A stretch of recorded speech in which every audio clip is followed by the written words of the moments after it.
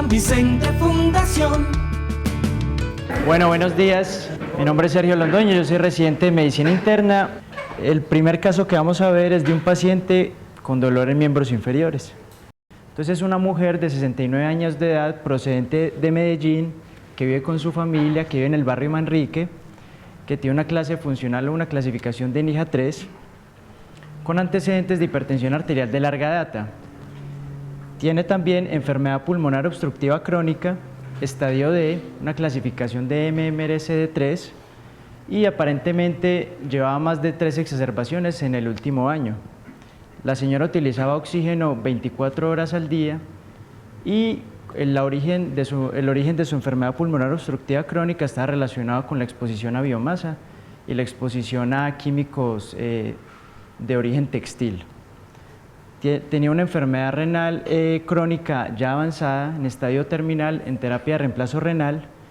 La etiología de la enfermedad renal crónica no era clara, la paciente aparentemente no venía siendo estudiada en el hospital desde hace algunos años y le realizaban la hemodiálisis por una fístula arteriovenosa derecha.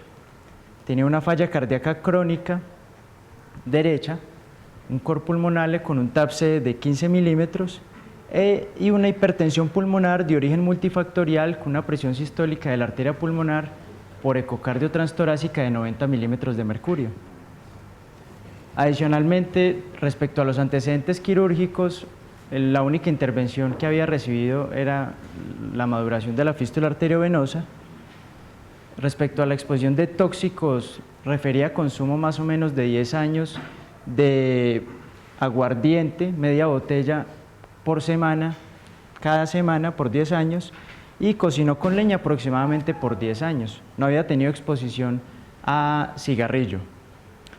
Relataba la paciente que durante las sesiones de hemodiálisis estaba frecuentemente expuesta a pacientes tosedores crónicos y relataba ella que muchos de ellos ya tenían diagnóstico de tuberculosis pulmonar en tratamiento. Había sido hospitalizada en el 2015 por neumonía multilobar y algunas ocasiones por neumopatía crónica exacerbada.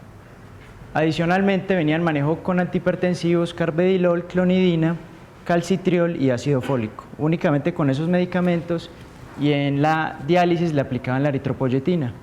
Entonces la paciente consulta por 25 días de evolución. Esta es la historia que relatan al ingreso de mialgias asociado a malestar general, astenia, adinamia, fiebre subjetiva intermitente, aumento de la disnea de base y pérdida de peso que ella atribuye a la hemodiálisis. A la revisión por sistema negaba pues ningún otro síntoma llamativo. No dolor torácico, no había cambios en la coloración o las características del esputo. Realmente ella no refería un aumento de la tos de base que ella manejaba. No había ortopnea, disnea paroxística nocturna, edema de miembros inferiores y negaba dolor abdominal o síntomas urinarios u otros síntomas gastrointestinales. Al examen de ingreso, los signos vitales estaban normales, relataban que estaban en regulares condiciones generales, la encontraron afebril.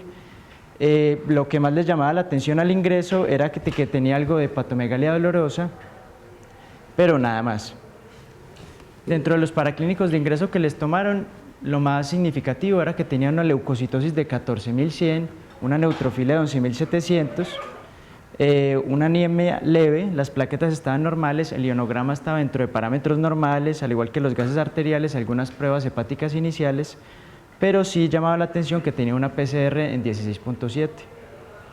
Le tomaron una radiografía al ingreso, que realmente fue interpretada como algo de cardiomegalia, con signos de hipertensión pulmonar, signos de derrame pleural derecho y algunas opacidades centrales difusas. Nada como muy llamativo, además de los antecedentes previamente conocidos.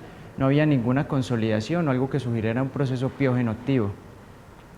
Las impresiones diagnósticas al momento de la hospitalización fueron aparentemente algunos signos de falla cardíaca descompensada relacionado con un estado como de hipervolemia, pero les llamaba la atención el síndrome constitucional, la fiebre subjetiva y el contacto epidemiológico, por lo que sospecharon que podía estar cursando con tuberculosis pulmonar. La hospitalizaron, le solicitaron vaciloscopias, la aislaron, le pidieron un estudio de abdomen y algunos estudios complementarios. Les voy a mostrar las evoluciones en días 1, 2 y 3, pero realmente la paciente estuvo muchos más días hospitalizados, pero por cuestiones prácticas lo vamos a hacer así. Entonces el primer día se decidió descartar tuberculosis pulmonar. En la primera valoración llamaba la atención que tenía algunos signos auscultatorios de estertores tipo velcro. Entonces se decidió solicitar un ATACAR para caracterizar mejor el parénquima pulmonar y realmente buscar si había signos que sugirieran tuberculosis pulmonar o si realmente eran cambios de fibrosis. Le hicieron la diálisis y tuvo mejoría de los signos congestivos. En el segundo día no se logró que la paciente, digamos que tosiera y aisláramos el esputo, lográramos conseguir el esputo, ni tampoco con nebulizaciones o con esputo inducido, por lo que se decidió realizar una fibrobroncoscopia y un lavado broncoalveolar. En el día 3 la paciente persistió muy sintomática, muchas mialgias, relataba fiebre subjetiva predominantemente relacionada con postdiálisis. Era el momento que ella relataba como que siempre le daba fiebre, exactamente después de la hemodiálisis, y estaba pendiente la fibrobroncoscopia. Decidimos entonces revalorar las imágenes. Qué pena, venga, les voy a mostrar el TACAR, que no se lo mostré. Entonces, se le realizó el TACAR, que realmente no mostró cambios muy llamativos.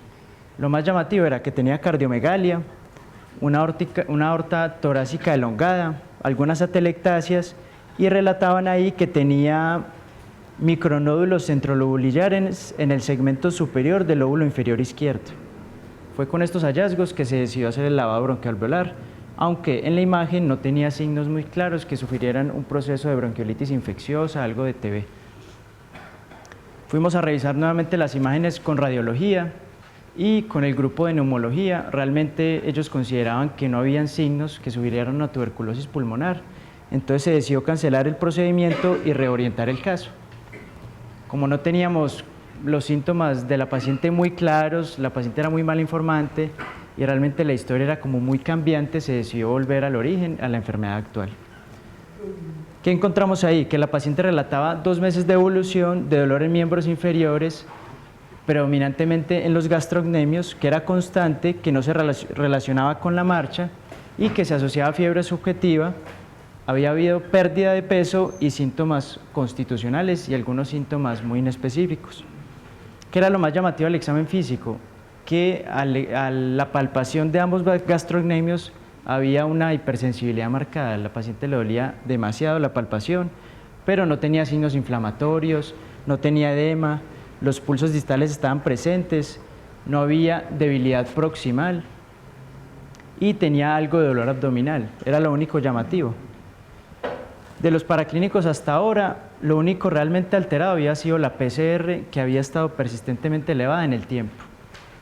Más o menos se le hicieron 5 mediciones, o 6 que son las rayitas que se ven ahí, y siempre la PCR persistió por encima de 15 miligramos por decilitro.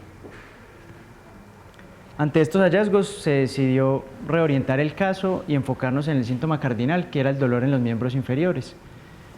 Consideramos múltiples diagnósticos diferenciales, una miopatía inflamatoria, una trombosis venosa profunda, enfermedad arterial oclusiva crónica y algunas causas reumatológicas menos frecuentes, una poliarteritis nodosa, polimialgia reumática o un proceso infeccioso viral o bacteriano.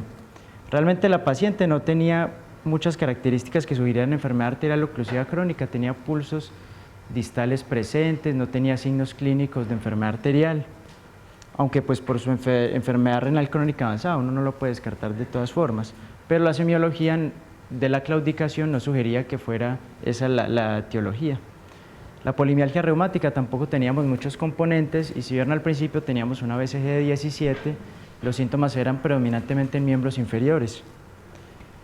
Una infección viral o bacteriana, la paciente ya lleva mucho tiempo de evolución, para un proceso viral y para un proceso bacteriano nos parecía poco probable.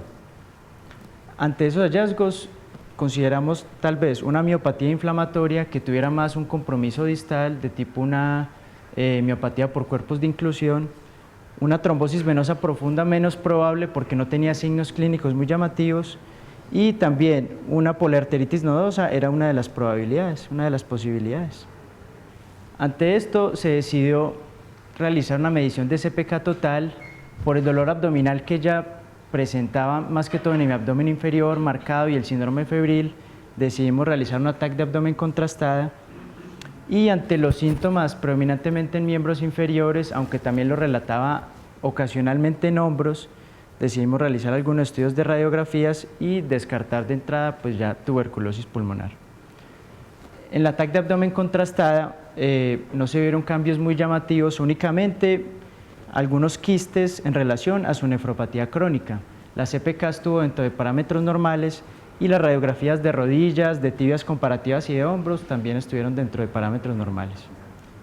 Se decidió entonces descartar otros de los diagnósticos diferenciales que teníamos en mente, que era la trombosis venosa profunda. El estudio Doppler fue negativo.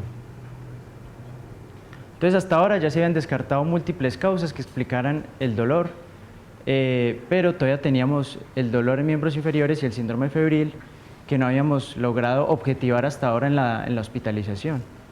Se solicitó apoyo por fisiatría y en este punto la paciente nuevamente presentó fiebre objetiva. Ella al ingreso había presentado una febrícula 37.8, pero ya en este punto la paciente otra vez empezó febril, 38.1, y aquí ya, esto es el registro de toda la hospitalización, pero realmente se le objetivó la fiebre. No era fiebre muy alta, pero sí era 38.1, 37.9, 38, 38.3. Se documentaba principalmente luego de la hemodiálisis. Ante estos hallazgos, se consideró que ella cursaba con una fiebre de origen desconocido. En un contexto de dolor de miembros inferiores, consideramos como una probabilidad una poliarteritis nodosa, versus ella tenía una fístula arteriovenosa derecha que no descartáramos que fuera un foco infeccioso. Se les pidió una resonancia magnética simple de miembros inferiores y hemocultivos. Entonces, en este caso, es bueno aclarar por qué se consideró la resonancia como una posibilidad y cuál es el papel de la resonancia en los pacientes que tienen dolor de miembros inferiores. De entrada hay que mencionar que es un estudio muy bueno para caracterizar anormalidades de los tejidos blandos, aunque también nos da información acerca del tejido óseo. Pero obviamente cuando uno lo solicita es pensando más en el tejido blando, en el músculo y en las fascias que acompañan al músculo. ¿Por qué se debe realizar? Porque nos permite considerar los múltiples diagnósticos diferenciales, nos permite, digamos que descartar o confirmar la sospecha clínica, y en el caso de que se piense en una miositis, en una miopatía inflamatoria, de acuerdo a la distribución del compromiso, uno puede decir qué tipo de miopatía, o le puede sugerir, obviamente no confirmar, pero le podría sugerir qué tipo de miopatía es. Adicionalmente, se ha visto que aquellos pacientes que tienen un estudio de resonancia de miembros inferiores, la tasa de falsos negativos en la biopsia es mucho más baja, o sea que se mejora el rendimiento en aquellos pacientes que tienen resonancia y que son llevados a biopsia para lograr, pues digamos que llegar al diagnóstico histopatológico de forma más certera. Y definitivamente en aquellos pacientes que ya se tiene un diagnóstico como de una miopatía inflamatoria idiopática, en el seguimiento es muy útil para ver la mejoría clínica. Entonces, a grandes rasgos, hay varios cortes que a uno le permiten evaluar los tejidos blandos y el tejido óseo. Sería más que todo el axial, el coronal y el sagital. Y podemos utilizar, digamos que, varias secuencias. Hay múltiples, pero digamos que yo pienso que las que más nos podrían servir a nosotros en este caso sería la secuencia T1, la secuencia T2 y la secuencia de STIR. Realmente la que permite evaluar el edema o la inflamación en los tejidos blandos de forma más efectiva es la T2 y la STIR, pero la T1 lo que permite evaluar es los tejidos adiposos y si de pronto hay cambios atróficos o infiltración del tejido adiposo, o aumento del tejido adiposo o infiltración del tejido conectivo. Entonces, pues yo sé que no somos radiólogos, pero a grandes rasgos uno, ¿qué es lo que puede ver? Por ejemplo, en esta imagen lo que les quiero mostrar es que se ven áreas hiperintensas, que son las blancas, en el compartimento anterior y posterior, que se ven muy diferentes a las de acá, que este es un paciente sano, ¿cierto? Que indican que hay un componente inflamatorio y que hay edema en ese paciente, ¿cierto? En los miembros inferiores. Diferente a esta otra resonancia, que lo que vamos a ver es que hay un aumento del tejido adiposo, hay infiltración y hay atrofia del músculo. Entonces uno podría decir que lo que vamos a buscar en la resonancia principalmente va a ser la presencia de edema, la presencia de atrofia muscular o de atrofia grasa, o la presencia de infiltración grasa en los tejidos blandos. Adicionalmente, la resonancia nos va a permitir, de acuerdo al patrón de distribución, podríamos sugerir o podríamos, digamos que, orientarnos más hacia un diagnóstico de una polimiositis en que el compromiso va a ser por edema, compromiso muscular proximal, el compromiso va a ser simétrico, tanto en miembros inferiores como en superiores, o de pronto una miopatía por cuerpos de inclusión, en la cual se ve más que todo atrofia, afecta más a los miembros, a los músculos anteriores, pero puede ser tanto de miembros superiores como de inferiores. Sin embargo, hay que tener en cuenta que el hecho de encontrar edema en la resonancia no significa que el paciente pues ya tiene una miopatía inflamatoria idiopática, sino que hay múltiples causas que pueden dar miositis focal. Entre ellas, ¿cuáles hay que tener en cuenta? El trauma, la mionecrosis, las infecciones, la enervación, la rhabdomiolisis, la sobrecarga del líquido intersticial y las miopatías no inflamatorias. Muchas de estas causas pueden dar dolor en los miembros inferiores, entonces hay que tenerlas muy en cuenta. Es importante mencionar, y también en este caso que la paciente era renal crónica, que la resonancia de miembros inferiores puede ser simple y tiene un muy buen rendimiento para, digamos que para detectar el edema, la atrofia, los cambios en las características del tejido graso, y uno podría decir que la resonancia contrastada de miembros inferiores podría ser más útil en pacientes en los cuales yo sospeche infección, malignidad o infarto. Entonces aquí les traigo algunas imágenes del caso de la paciente. Desafortunadamente en SAP solo estaban la secuencia STIR del corte sagital y la T2 no estaba en el corte axial. Entonces ahí lo que se puede ver es que se ven áreas hiperintensas que podrían sugerir un proceso inflamatorio o edema de esos tejidos blandos. Lo que vemos, y cuál es la conclusión del radiólogo que revisa la resonancia, él dice que no se ven cambios en las estructuras óseas, que lo más llamativo es que se ve aumento de la intensidad de la señal en las estructuras musculares, incluyendo gastrocnemios y peritoneos, sugestivos de cambios inflamatorios. Como les digo, esto se ve mejor en el STIR y en T2, que es donde lo reporta. Niega, pues, o dice no encontrar colecciones superficiales o profundas, o sea que ahí descartamos otro posible diagnóstico diferencial.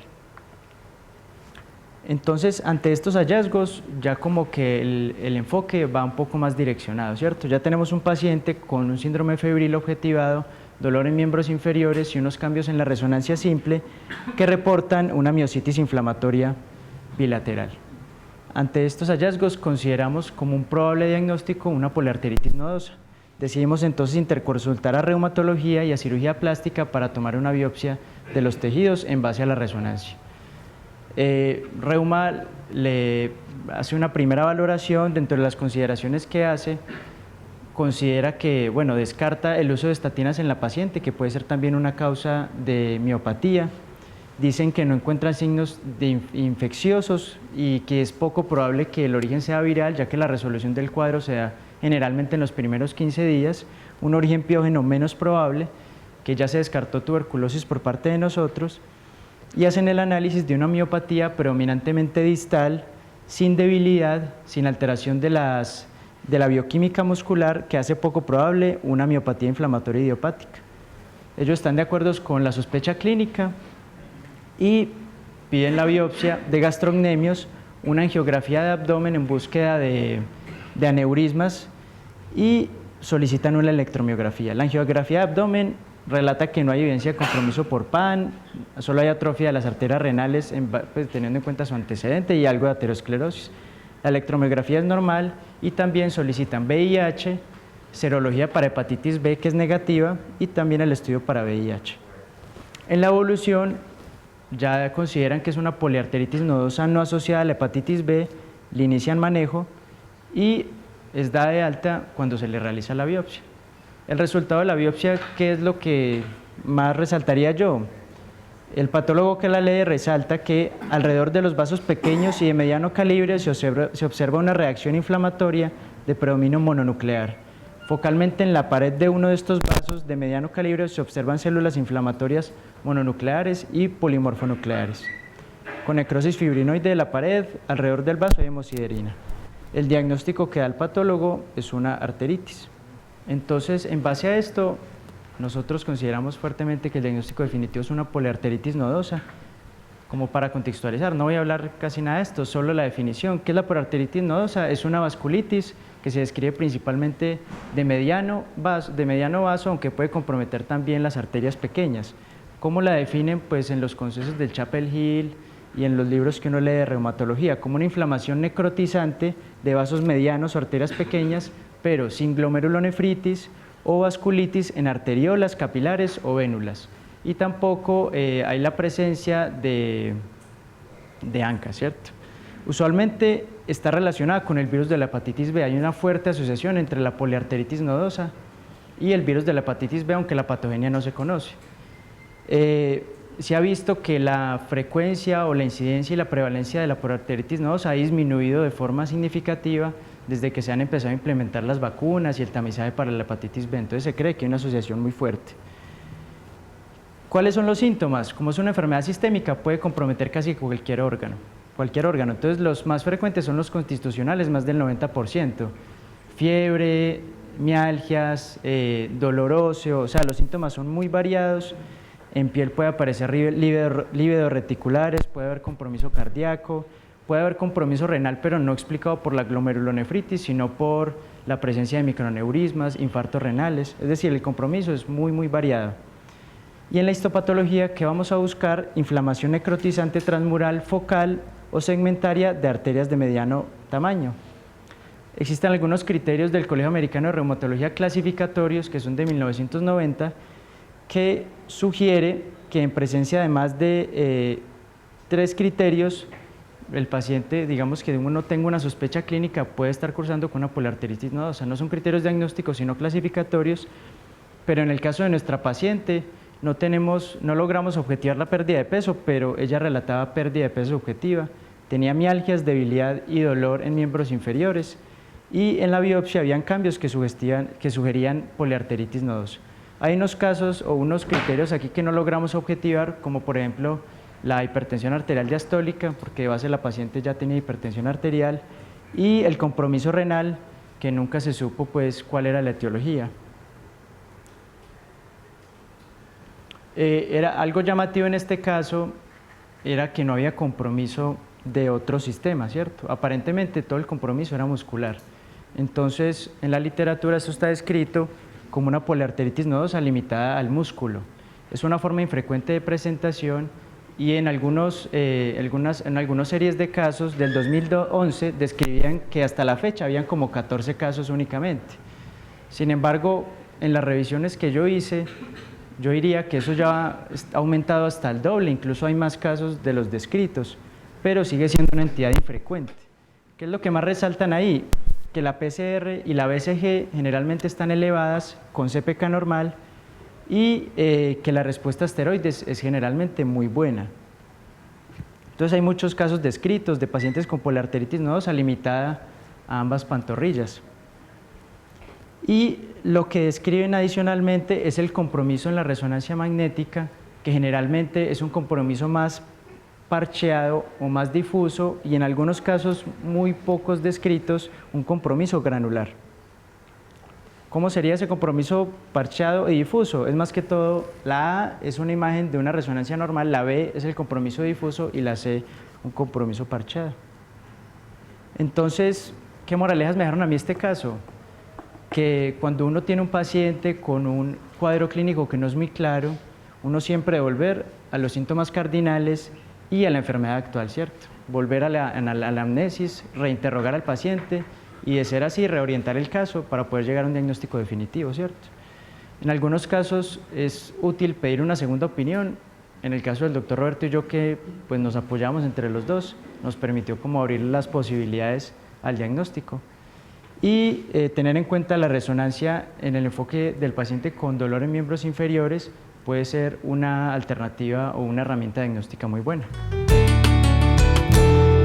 San Vicente Fundación. En serio que yo sí tengo una pregunta, no específicamente con lo de las pantorrillas, sino con la resonancia, el papel de la resonancia de abdomen en la poliarteritis nodosa cuando ya tenemos un diagnóstico confirmado. Y eso, tenemos un caso similar y también se pide una resonancia de abdomen, y en lo que hemos revisado, si uno ya tiene el diagnóstico y el paciente está asintomático, se podría prescindir de la resonancia de abdomen. No sé De qué la- piensa de la resonancia de abdomen, angiografía. de la angiografía. Ah, sí. Ah, de acuerdo, profe, sí. No sé qué piensa el resto del grupo porque no me queda claro la indicación de la angiografía para evaluar el compromiso abdominal en un paciente asintomático. En algún momento de la historia natural, la enfermedad renal crónica pues había tenido alguna asociación con enfermedad neurismática conocida o no, porque la enfermedad renal crónica de ella nunca se tipificó, fue una señora de las que quedó rotulada pues como enfermedad renal crónica terminal y por eso generó más que todo ese ejercicio de curiosidad, ¿cierto? Porque lo que vos decís es totalmente correcto, ¿sí o no?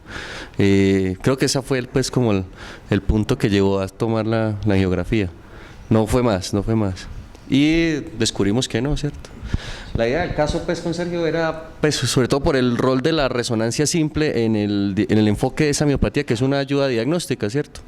Y pues en ese mismo mes incluso tuvimos 2 casitos en los cuales la resonancia nos ayudó hacia dar una luz y ese patrón parcheado pues que mostró Sergio ahí casi que en el paciente con enfermedad renal crónica nos cerraba el espectro a 2 situaciones, una cosa que es la miositis focal del renal crónico, que es una enfermedad rara, escrita, pero ya tiene 2 o 3 parchecitos, y esta que es difusa, que es muy de periarteritis nodosa, pues casi que el que la ve dice, hermano, eso es muy panzudo, ¿sí o no? Biopsia, que por ahí va a llegar al diagnóstico.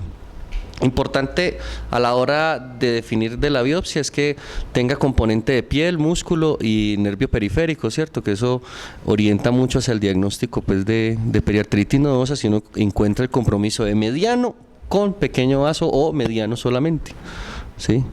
El caso, pues obviamente, como todos los de fibra de origen desconocidos, progresivo, ¿cierto? Secuencial, ¿sí o no? Uno primero se da la pela y después cuando va errando vuelve otra vez a los síntomas cardinales, que fue el ejercicio pues que hizo Sergio muy bien, ¿sí o no? Devolvernos otra vez a qué es lo que le duele, las pantorrillas, fiebre y dolor en las pantorrillas. Uno dice, hay pocas enfermedades, pero uno dice una leptospirosis, un dengue no da un mes y no da un mes ni 2 meses, ¿sí o no?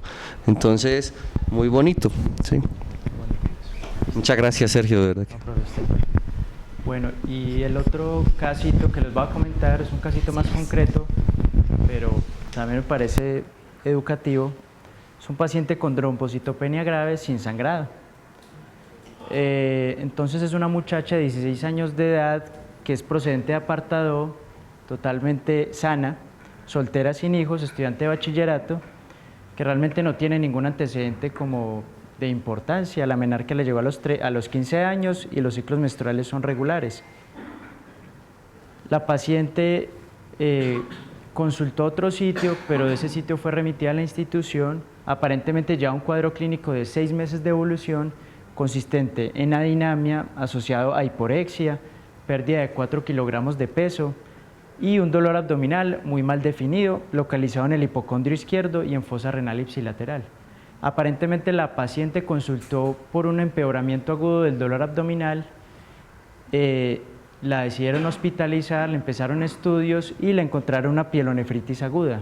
Le iniciaron manejo antibiótico y en un hemograma incidentalmente le encontraron unas plaquetas de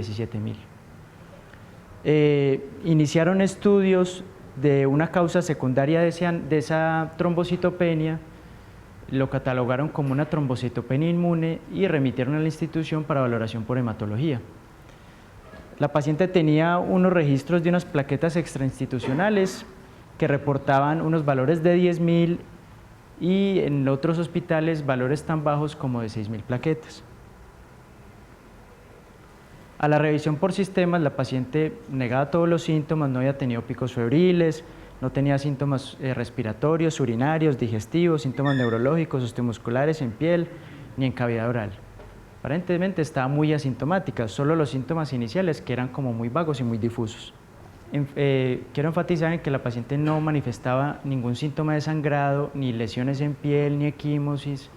Aparentemente el ciclo menstrual era de características normales y no había aumentado en intensidad en los últimos días, ¿cierto? Al examen físico, realmente todo muy normal, los signos vitales normales, no relataban si tenía púrpura húmeda al examen físico o no, pero decían que no tenía petequias o equimosis al examen físico. Los paraclínicos del sitio de remisión relataban unas plaquetas de 25.000, estudios para dengue, VIH, BRL negativos, unas pruebas renales normales y hepáticas, le pidieron ANAS, estudios de autoinmunidad que fueron negativos y una ecografía de abdomen total que solo reportaba un proceso infeccioso renal izquierdo. Para eso la paciente no ingresó séptica, pues como para decir que la trombocitopenia estaba relacionada con la sepsis. El cuadro, digamos que fue una pielonefritis aguda no complicada, recibió manejo y la tendencia fue a la mejoría, o sea, cuando llegó al hospital ya estaba tratada. En la primera valoración por medicina interna aquí en la institución se consideró que la paciente cursaba con una trombocitopenia inmune y una pielonefritis aguda tratada. Como ya tenía estudios que sugerían que la trombocitopenia inmune posiblemente era primaria, se habían descartado algunas causas secundarias, se decidió iniciar esteroides, prednisolona 50 miligramos día, antiparasitar y complementar algunos estudios, hepatotropos, perfil hepático y una endoscopia de vías digestivas superiores. En la primera valoración, en la primera evolución por parte de nuestro servicio, estaba catalogada como una posible trombocitopenia inmune primaria. Los estudios etiológicos de una causa secundaria hasta ahora iban negativos y se decidió modificar el esquema de esteroides a dexametasona, pues teniendo en cuenta que tiene como una mejor evidencia para la trombocitopenia inmune. Sí llamaba la atención que la paciente ya tenía un extendido de sangre periférica de aquí de la institución que reportaban algunos agregados plaquetarios. Nos llamó eso bastante la atención, dejamos interrogada una pseudotrombocitopenia y le pedimos un estudio de la UDEA.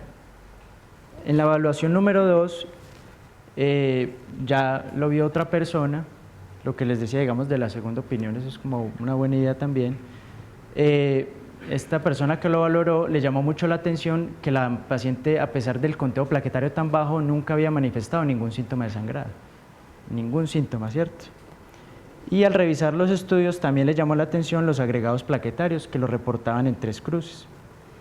Decidió entonces suspender todo el manejo que se le había instaurado y ir a revisar el estudio de la UDEA que se le había solicitado.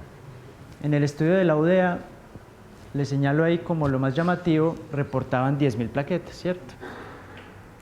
Pero cuando hicieron el estudio con citrato, reportaban que el conteo plaquetario real era de 202.000 plaquetas, ¿cierto? Entonces realmente eso nos confirma el diagnóstico de una pseudotrombocitopenia. Entonces, recordar que la pseudotrombocitopenia realmente pues, es una falsa trombocitopenia que está explicada por una agregación plaquetaria, resultado de un fenómeno in vitro que ocurre espontáneamente luego de la adición de EDTA a la sangre del paciente. Esto está explicado porque el EDTA produce unos cambios conformacionales plaquetarios que exponen glucoproteínas de las plaquetas, principalmente glucoproteína 2B3A, y eso la predispone a que se le peguen anticuerpos, aglutininas, y eso las lleva a aglutinarse. Entonces se ven como agregados plaquetarios que pues el aparato va a leer como una sola plaqueta.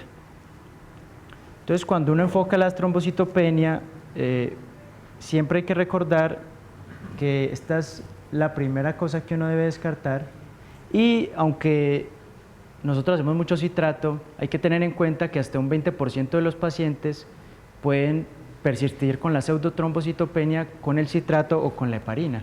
O sea que realmente el método confirmatorio de la pseudotrombocitopenia es el extendido de sangre periférica. Entonces cuando uno ya descarta que no es una pseudotrombocitopenia, ahí sí se va todo el enfoque de la trombocitopenia. A mí realmente, y al doctor Leonardo, que me propuso traer el caso acá, nos llamó mucho la atención el recuento tan bajo. En la literatura hay descritos muchos casos, incluso con valores muy similares a los de acá, pacientes con 6.000 plaquetas, incluso que han tenido desenlaces como mucho más insatisfactorios, pacientes que les iniciaron esteroides y los recibieron por largo tiempo, como por ejemplo el paciente de este caso, que era un paciente diabético y recibió esteroides en dosis intermedias por 1 año. El paciente se descompensó de la diabetes, consultó por crisis hiperglicémicas, le dio osteoporosis, fracturas patológicas, incluso le dio tuberculosis vertebral. Todo relacionado pues con la inmunosupresión. Al año se dieron cuenta que realmente tenía una pseudotrombocitopenia y le suspendieron los esteroides. También hay casos descritos de pacientes llevados a esplenectomía. Entonces, digamos, pacientes que le diagnostican trombocitopenia inmune, los llevan a esplenectomía y persisten con trombocitopenia. Entonces les buscan un vaso accesorio, se lo encuentran y lo van a llevar a cirugía del vaso accesorio y le hacen por ahí unas plaquetas hidratadas y realmente no tenía trombocitopenia inmune. Y hay de todo, o sea, hay de todo ahí en la literatura. También hay casos de pacientes que ya tenían el diagnóstico realmente confirmado, que venían en manejo con análogos de la trombopoyetina, el romiplostin, y que se veía que no tenían una buena respuesta al manejo. Y les hacían las plaquetas hidratadas y realmente era que sí tenían una buena respuesta, sino que tenían pseudotrombocitopenia dentro de su trombocitopenia inmune. O sea que hay casos de todo. Este era un paciente que iban a llevar, un paciente que aparentemente había tenido una fractura como de tibia o de fémur, le iban a quitar un clavo intramedular, lo llevaron a cirugía y le encontraron unas plaquetas de 6.000. Entonces el ortopedista canceló todo el procedimiento, lo mandó para urgencias, le estudiaron VIH, hepatitis, ecografía abdominal y le hicieron por ahí unas plaquetas hidratadas y las tenía normales. Entonces hay que recordar siempre por la pseudotrombocitopenia. Pues yo, aunque uno lo lee, muchas veces no recuerda que puede tener valores tan bajos, entonces como para recordar eso siempre. Y que el hecho de uno confirmar la pseudotrombocitopenia previene pues efectos adversos en el paciente, costos al sistema de salud, ¿cierto? Y algo muy llamativo en este caso, y que es una pista, es que el paciente nunca tuvo manifestaciones hemorrágicas, ¿cierto?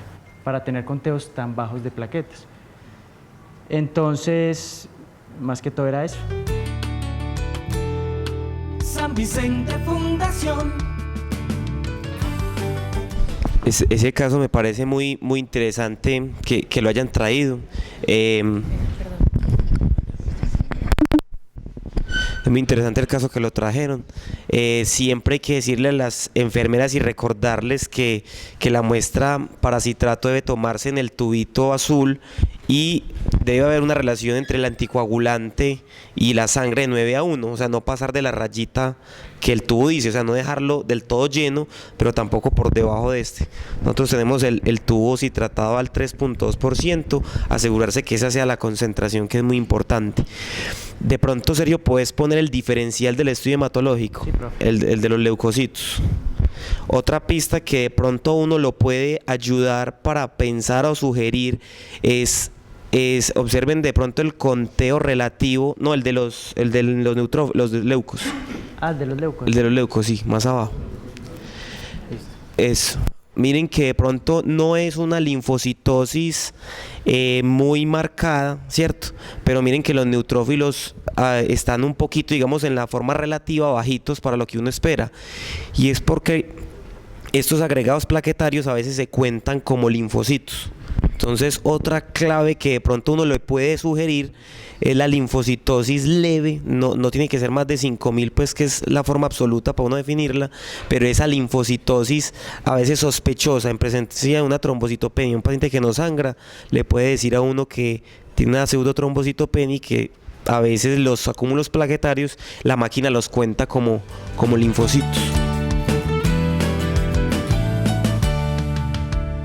San Vicente Fundación.